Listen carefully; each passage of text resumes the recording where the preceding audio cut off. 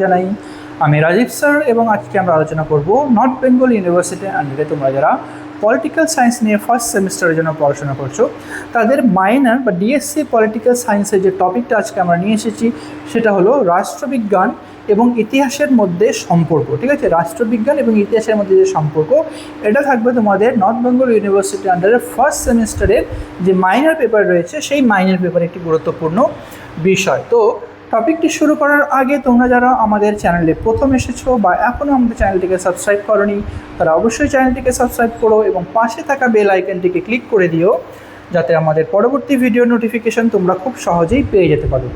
এছাড়া তোমরা যারা অনলাইনে আমাদের সাথে যুক্ত হতে চাও এবং আমাদের থেকে কোর্স পারচেস করতে চাও তারা অবশ্যই স্ক্রিনে যে দুটো ফোন নাম্বার দেখতে পাচ্ছ এই দুটো ফোন নাম্বারে আমাদের সাথে সরাসরি যোগাযোগ করে নিতে পারবে। অনলাইনে যেই সমস্ত সুযোগ সুবিধাগুলো আমরা তোমাদের জন্য রেখেছি তোমরা আমাদের এখানে পেয়ে যাবে proper guidance, recorded classes, high quality notes এবং 100% কমন সাজেশন। মেজর স্টুডেন্টদের জন্য পুরো সেমিস্টারে কোর্স ফি রাখা হয়েছে অল সাবজেক্টের জন্য শুধুমাত্র 1299 এবং মাইনর স্টুডেন্টদের জন্য রাখা হয়েছে শুধুমাত্র 699। এছাড়া গুগল প্লে স্টোরে আমাদের একটা অ্যাপ্লিকেশন রয়েছে যেই অ্যাপ্লিকেশনটার নাম হলো পিস্টিকল এডুকেশন। তো এই অ্যাপ্লিকেশনটা ডাউনলোড করেও তোমরা আমাদের সাথে যুক্ত হতে পারো এবং অ্যাপ্লিকেশনে থাকা যে বিভিন্ন কোর্সগুলো রয়েছে সেগুলোর অ্যাক্সেস গ্রহণ করতে পারো।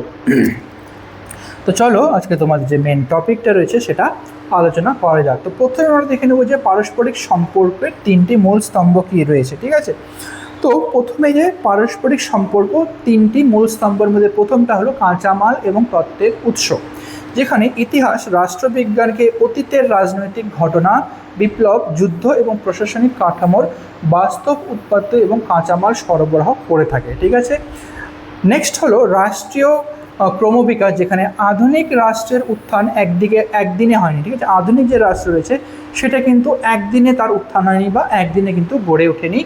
ইতিহাস অনুশীলনের মাধ্যমে রাষ্ট্রের উৎপত্তি এবং বিবর্তনের পররেখা বোঝা যায় বা বোঝা সম্ভব। যে ইতিহাস যদি সঠিকভাবে আমরা যদি পর্যবেক্ষণ করি তাহলেই আমরা বুঝতে পারবো যে রাষ্ট্রের উৎপত্তি কীভাবে ধীরে ধীরে রাষ্ট্রের উৎপত্তি হয়েছে এবং পরিবর্তন যেটা রয়েছে সেটাও কিন্তু ইতিহাসের অধ্যয়নের মাধ্যমে আমরা বুঝতে পারি। তৃতীয় নম্বরে যেটা হলো রাজনৈতিক চিন্তা এবং দর্শন, যেখানে প্লেটো, অ্যারিস্টটল বা চাণক্যের রাজনৈতিক দর্শন তৎকালীন ঐতিহাসিক প্রেক্ষাপট এবং সামাজিক ব্যবস্থা ব্যক্তি রেখে অনুরোপণ করা কিন্তু অসম্ভব একটা বিষয়। ঠিক আছে, আচ্ছা নেক্সট হলো ইতিহাসের ওপর রাষ্ট্রবিজ্ঞানের নির্ভরতা। ঠিক আছে, তো রাষ্ট্রবিজ্ঞানের উপর কিন্তু ইতিহাস নির্ভর করে থাকে। তো প্রথমে আমরা দেখে নেব যে কি পরীক্ষাগার হিসেবে ইতিহাস। তো ইতিহাস হলো রাষ্ট্রবিজ্ঞানের জন্য একটি বিশাল রাজনৈতিক পরীক্ষাগার। তো ইতিহাস বিশ্লেষণের জন্য, ঠিক আছে, তো রাষ্ট্রবিজ্ঞানের জন্য একটি বিশাল রাজনৈতিক একটি পরীক্ষাগার হিসেবে আমরা এটাকে রাষ্ট্রবিজ্ঞানকে কিন্তু ধরে নেব। ঠিক আছে, তো ইতিহাস যেটা হলো রাষ্ট্রবিজ্ঞানের জন্য একটি খুব গুরুত্বপূর্ণ বিষয় এবং রাষ্ট্রবিজ্ঞানকে যদি সঠিকভাবে পর্যালোচনা করতে হয় তাহলে ইতিহাস যেটা হলো এটা কিন্তু একটা পরীক্ষাগার হিসেবে কাজ করে থাকে। নেক্সট হলো নীতি নির্ধারণের সহায়তা, যেটা অতীতের শাসন ব্যবস্থায় ভুল ত্রুটি থেকে শিক্ষা নিয়ে বর্তমানে রাষ্ট্রীয় যে নীতিগুলো রয়েছে সেই রাষ্ট্রীয় নীতি নির্ধারণ করা হয়। তো অতীতে বা ইতিহাসে যেই সমস্ত ভুল ত্রুটিগুলো মানুষ করে এসেছে সেই ভুল ত্রুটিগুলো সঠিকভাবে অধ্যয়ন করে আমরা সেই ভুল ত্রুটি যাতে আবার যদি না আমরা সেটাকে রিপিট করতে চাই তার জন্য ইতিহাস পর্যবেক্ষণ খুবই এবং বর্তমানে যে সমস্ত রাষ্ট্রের নীতিগুলো নির্ধারণ করা হয় সেই ক্ষেত্রে গুরুত্বপূর্ণ ভূমিকা পালন করে থাকে। নেক্সট হলো সংবিধান প্রণয়ন, ঐতিহাসিক দলিল এবং শাসনতান্ত্রিক অভিজ্ঞতা নতুন সংবিধান রচনার ভিত্তি হিসেবে কাজ করে। যতগুলো ঐতিহাসিক দলিল রয়েছে এবং যতগুলো শাসনতান্ত্রিক অভিজ্ঞতা, তো এই ঐতিহাসিক দলিল এবং অভিজ্ঞতার জন্য নতুন যে সংবিধান রচনা সেই সংবিধান রচনার ভিত্তি কিন্তু গড়ে উঠতে সম্ভব হয়েছে।